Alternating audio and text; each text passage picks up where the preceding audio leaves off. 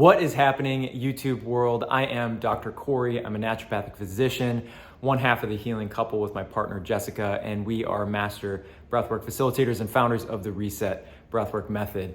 And if you saw the title to this video, today we're going to be talking about a really interesting topic, specifically around trauma, what not necessarily trauma means, but a different way of seeing and understanding it. Because trauma, whether it's attached to a person, place, or thing, there is a memory that is stored within our bodies and with our mind and within our minds.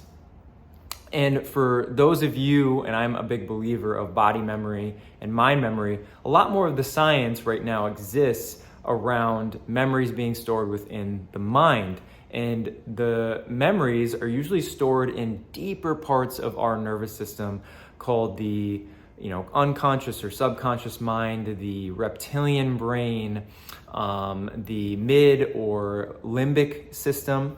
And so today I want to talk to you about this beautiful concept of, trauma, yes, being stored as a memory within our brain, and the intensity of that experience being associated with the either aversion, avoidance, fight or flight, freeze mentality that we re-experience throughout life. Because very often it's not that initial trauma that impacts the person the most, it's actually the reactivation of that through other life experiences that are very often unrelated and then impact your mind and your body. So for instance, getting in a car accident and having a traumatic experience happen, and then anytime that you are on a motor vehicle or in a motor vehicle, or you are having a wonderful experience with your friends on the beach, getting that reactivation by that experience then impacts our life and our lifestyle, therefore causing a lot more issues down the road. And so today, I want to talk about trauma from this perspective of memory. I'm going to talk about where trauma is stored inside the brain, and then what necessarily, or then I want to talk about what are the pathways and processes in which it's stored, and then last, talk about what we can do about it, right? Because I'm a big believer that the mind especially is such a, what's called plastic. It's not like talking about, terrible plastic bottles or impacting the environment, but like plasticity meaning just malleable. It's movable, it's changeable. So I'm a big believer, no matter where you're at, no matter what you've been through, you have the ability to adapt, transform, and really synthesize your experience in a new way so you can live your life on your terms. Let's talk about the process in which memories are stored in the body. And so the way in which we interpret our environment, interpret our experience in our life is through our five senses. And so these senses have little motor pathways within our neocortex, which is the newer part of our brain, right? It's our conscious mind. And depending on the intensity or the value of those five senses and the memory of that moment, it will then be stored in deeper parts of our subconscious and unconscious mind, aka the limbic system. And so the two areas that I want to talk to you about today where those are stored is the amygdala, which is our emotional processing center within the brain, and then what's called our medial prefrontal cortex. It's actually just a slice of our prefrontal cortex right in front of our brain here. And those two communicating together, the prefrontal cortex processing those five senses and then sending the important stuff to the amygdala being the emotional reactor center of the brain. Those two communicating with each other then determine which memories then get stored into the hippocampus long term. And so being able to know how our mind really prioritizes the importance of memories, and there's a negativity bias to that, so we're gonna prioritize more negative memories over more positive ones because we have an aversion to doing them again, and the body wants to protect you.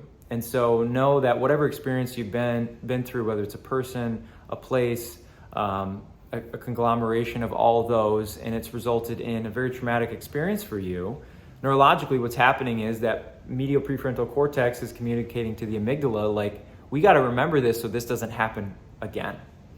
And so the amygdala then remembers that, stores that within the hippocampus, and now you have a locked in memory.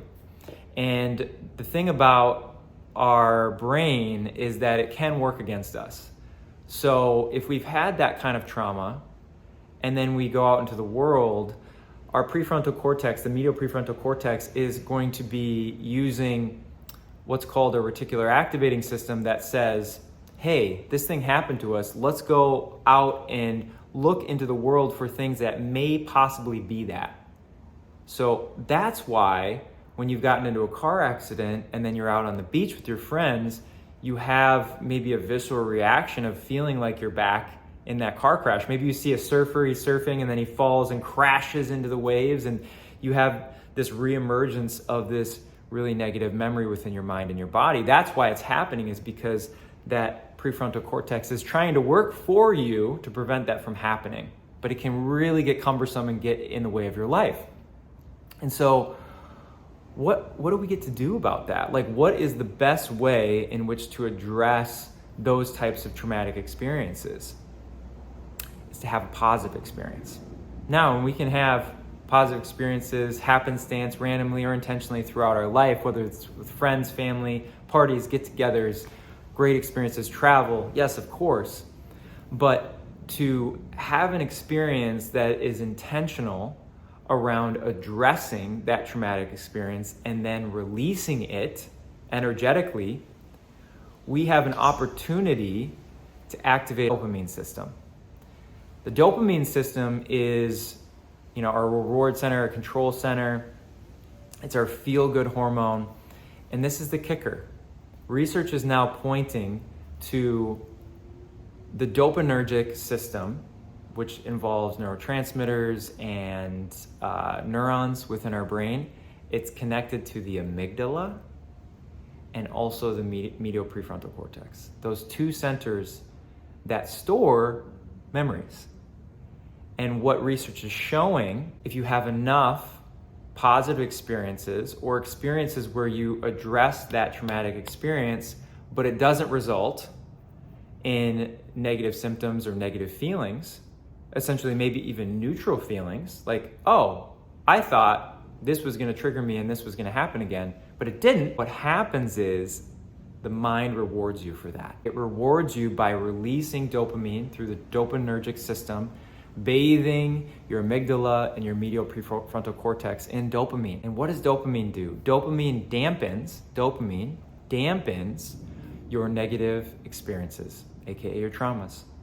And how science describes this is it describes it as extinction memories, meaning that you don't forget it, but the charge behind those memories has lessened to the point where you can live your life. You know that car crash happened, but just because you saw somebody surfing and crash doesn't mean that's happening to you. And it's a liberating experience. It's a freeing experience.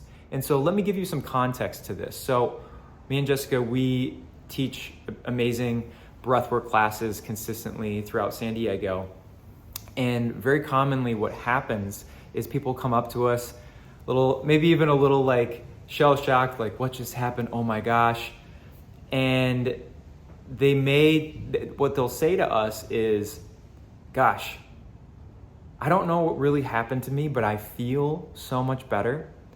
And those memories that I used to have, or those people, those demons that I've had in my life, I don't feel as connected to that anymore. I don't feel as much of a charge around that. And the things that used to spin around in my mind constantly all the time, like, they're not there anymore. And I feel free. Is that normal? Yes, that's normal.